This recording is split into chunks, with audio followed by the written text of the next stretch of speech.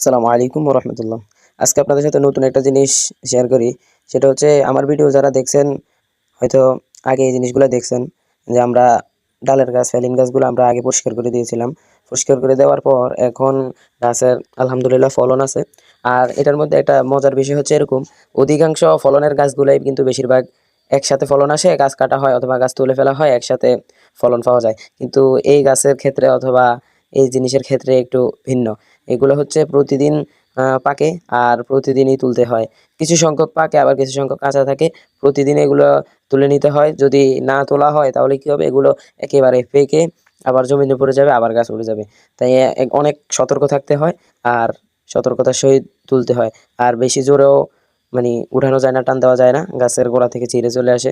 যেহেতু গাছগুলো অনেক নরম আর ঝোপালো হওয়ার কারণে হাঁটাও অনেক কষ্টসাধ্য।